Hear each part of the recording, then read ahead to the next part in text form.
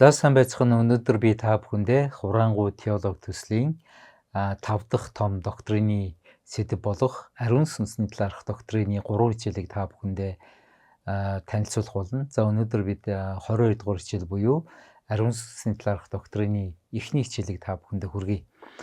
За ариун сүнсний талаар монгол хэл дээр хэд хэдэн материал ном гарсан байдаг. Джон Биверийн ариун сүнс түүнтэй танилцах уу гэж ном байна.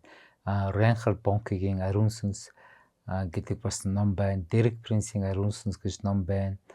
За эдгээр номуудыг Маранатагийн номуудаас ялангуяа эхний Джон Бивер болон Рейнхард Бонкегийн номуудыг та Мараната цэгмэнээс татаж авах гэдэг булангаас үн төлбөргөөр татаж авах боломжтой.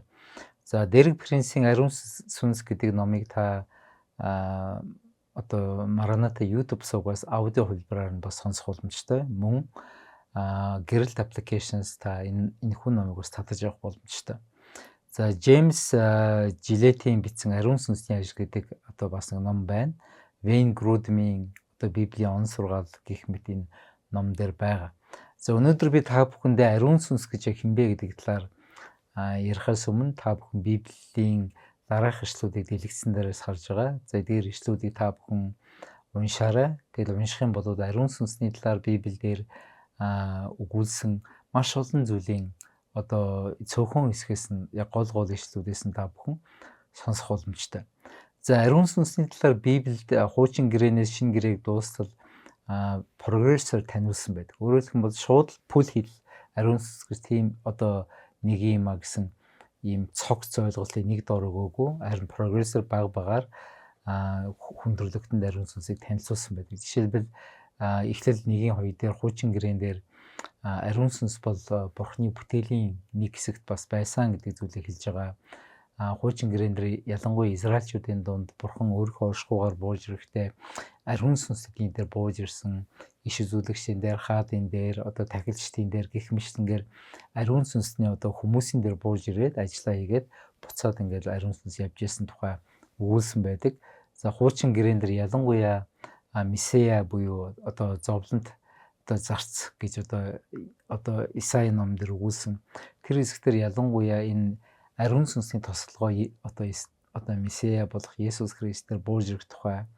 За мөн хуучин гэрээн дээр шинэ гэрээ ирэх болно. Тэгээд шинэ гэрээний үед хүмүүсийн дотор ариун сүнс орших болно гэдэг энэ иш үзүүлэлгүүдийг Библиэлд хэлсэн байдаг. За эдгээр бүх ишлүүдийг та бүхэн дэлгэцнээс харж байгаа учраас та бүхэн шалгаад уншаад ойлголтоо батжуулаарай гэж бас хүсэж байна.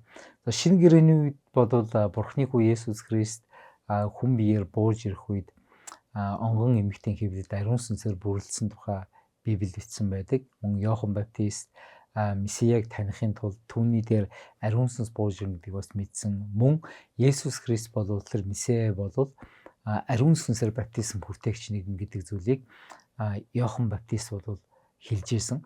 За Есүс ариун сүнсээр дүүрэн байсан бөгөөд Бурхан эцэг түүнд ариун сүнсийг хэмжээшгүйгээр өгчээсэн тухай Библи хэлсэн. Есүс энэ дэлхийгээс дээш өргөгдөөд явхдаа өөрийнхөө оронд ариун сүнсийг хүмүүст туслагч болгон үлдээнэ гэж хэлсэн. За энэ талаар бид 2 дугаар хичээлээр илүү дэлгэрэнгүй учраас төр орхив.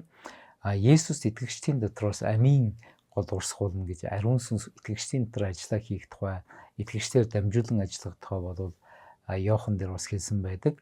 За Есүс үхээд амьлаа дээш одохоос өмнө дагалдагч нартаа Иерусалимд ариун сүнсийг хүлээ гэж хэлээд яг Пентекост баярын өдөр ариун сүнс хүмүүсийн дээр бууж ирэх үед тэр ариун сүнсний хүч чадлаар тэнд байсан 15 гаруй үндэстнүүдэд тэдний ярьдаг хэлээр нь сайн мэдээг бол тараарсан тухай Үлс ном дээр байдаг.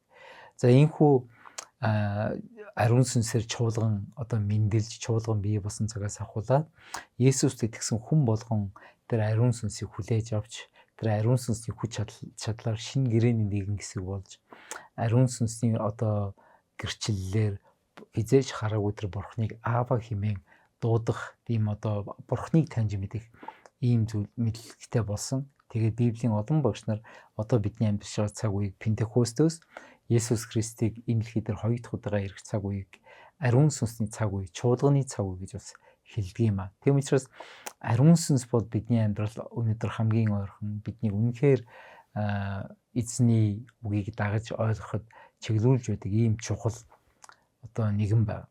За ариун сүнс гэж яг хин юм бэ гэдэг зүйлийг талаар би 5 зүйлийг л тавьчихсан хэлье. Мэдээж ярих юм бол маш олон зүйлийг ярьж болно.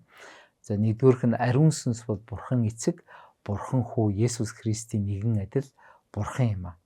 За ариун сүнс бол 3-аар уршигч. Бидний итгэдэг Бурхан бол 3-аар уршигч Бурхан шүү дээ, тийм ээ. Матай 28:19 дээр эцэггүй ариун сүнс нэрээр баптизм үүтэй гэж хэлэхдээ Бурханы гурвлын тэр нэрийг бол хэлсэн байдаг. За Паулийн залбирал дээр ч хүртэл 2-р Коринтын 13-ын 14 дээр эзэн Есүс Христийн нэгүсэл гэхдээ Есүс Христийг хэлсэн, 2-дугаар нь Бурханы хайрагтай Бурхан Эцгийг хэлсэн, 3-дугаарх нь ариун сүнсний нөхөрлөгтэй ариун сүнсийг хэлсэн. Ингэж эзэггүй ариун сүнсний нэрээр бол Бурханыг бол хэлсэн байдаг. За Ананас Сапфир гэдэг хоёр гэр бүлийн хоёр хүн Илч Петртэй нүүрлэлсэн. Тэд бол худал ярьсан учраас Илч Петр Үйлс 5-р бүлгийн 3-4 дээр ингэж хэлсэн байдаг. Анания, зүрх чинь яагаад сатаанд давцаж чи газрынхаа өртгөөс нүү ариун сүнсэнд худал хэлв. Худалдахаас өмнө тэр газар чинийх байсан биш үү? Зарагдсанаас хойш өртгөн чиний л мэдэлд байгаагүй гэж ядаж яаж ийм үйлийг зүрхэндээ сэдвэ? Чи хүнд биш харин Бурханд худал хэллээ гэж хэлэхдээ ариун сүнсэнд худлаа ярих нь Бурханд худлаа ярьсантай яг адилхан юм а гэж хэлэхдээ ариун сүнс бол Бурхан юм а гэж бол хэлсэн. Тэгэхээр бид Бурхан Аав, Бурхан Хүү Есүс, Бурхан ариун сүнсэнд яг адилхан хүндэтгэл магтаал имэйл тэр итгэл бишрэлийнхаа дээдийг бол өгөх ёстой байдаг. За хоёрдугаарх нь ариун сүнс бол Бурхан гэдгийг бол бид ойлгосон. Тэгээд ариун сүнс бол ямар нэгэн энерги, хүч, сүнслэг нөлөөлөл биш. Зарим хүмүүс ариун сүнсийг зүгээр салхи шиг, энерги шиг, хүний биеинд хүрдэг, эдгэрэл өгдөг шиг иймэрхүү зүйл бол боддог. Гэтэл ариун сүнс бол Бурхан. Тэгээ бидний бие махбод бол ариун сүнсний орших сүм юм а гэж 1-р Коринтын 3-р бүлгийн 16-аас 17 дээр хэлсэн байдаг. За мөн ариун сүнс хувьд нэгэн учраас хүн шиг гомддог, хүн шиг тийм ээ урам хугардаг, хийжсэн ажлаа зогсоодог ийм зүйлийг Эфес 4-р бүлгийн 30 дээр ариун сүнсийг бүү гомдоо гэж хэлсэн. 1-р Тесалоникийн 5:19 дээр ариун сүнсийг бүү бөхөө гэж хэлсэн. Тэгэхээр энэ ариун сүнсний талаар бид ярихдаа энэ бол хувьд нэгэн Есүс хувьд нэгэн байсан, person байсан тийм ээ. Бурхан эцэг ч гэсэн хувьд нэгэн, ямар нэгэн амьгүй сүнс биш.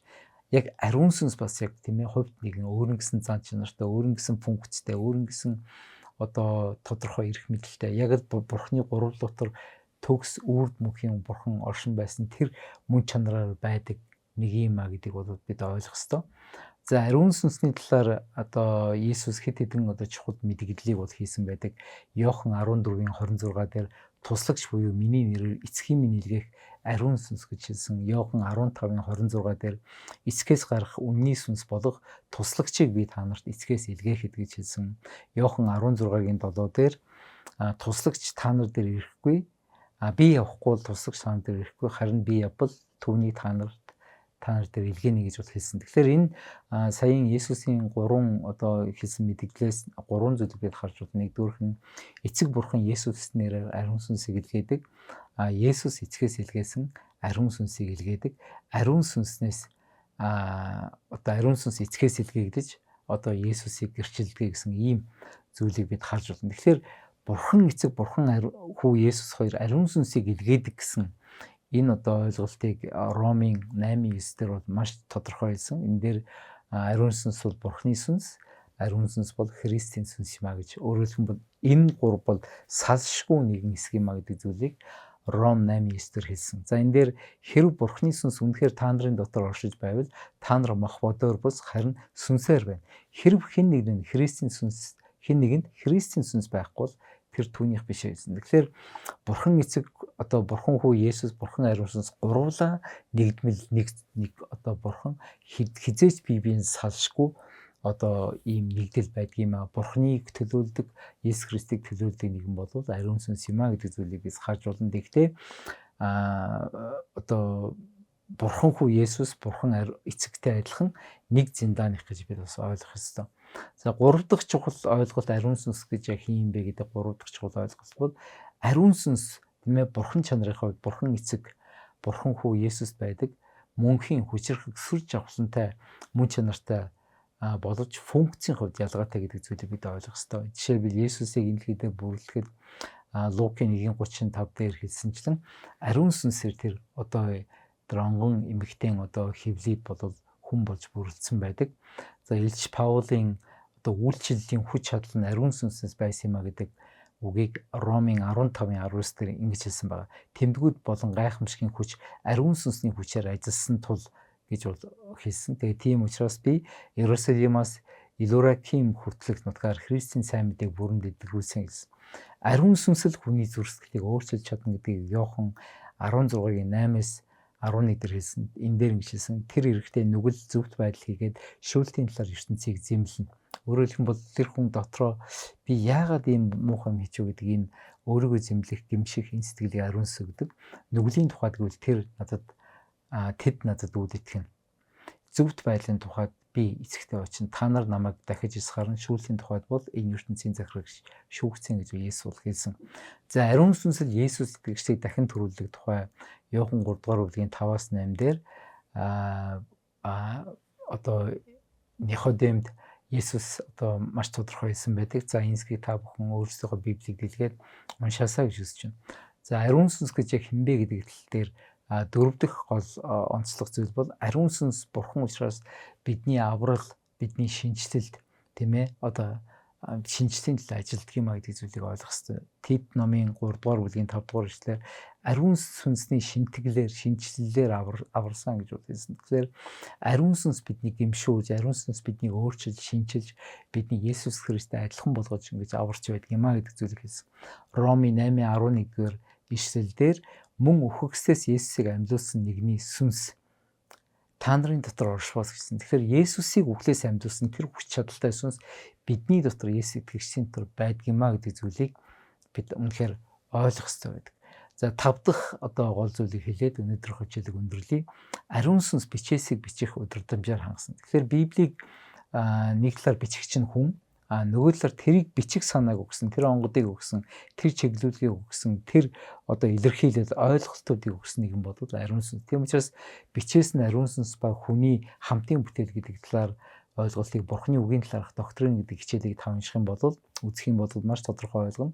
За 2 дугаар Тимотийн 3:16 дээр бичвэр бүр бурхны амьсгалснаар байгаа бөгөөд заахад, зэмлэх үе, залруулахад зөвхт байдал чиглүүлэхэд тустай гэж хэлсэн. 2 дугаар Петрийн 1:21 дээр учир нь нэгч иш үзүүлэг хизээж хүний хүсээр гарсангүй харин ариун сүнсээр хөдөлгөөгдсөн хүмүүс бурхнаас айлтжээ гэж хэлсэн байна. Тэгэхээр энэ 5 зүйлийг харахад ариун сүнс бол яалтчгүй бурхан ариун сүнс бол бурхны гурвлаар уршигч тэр бурхны нэгэн салшгүй нэгэн хэсэг. Яг бурхан аав, бурхан хүү Есүст бид хүндлэл магтаал дээдэл бишрлээ үдгийн айдлаар ариун сүнс нь ч гэсэн бид гэж имээнгүй түүний хүндэтгэж хандах ёстой гэдэг зүйлийг бид өнөөдөр сурсан. За дараагийн хичээлбэрт ариун сүнсний ажлын талаар сурна.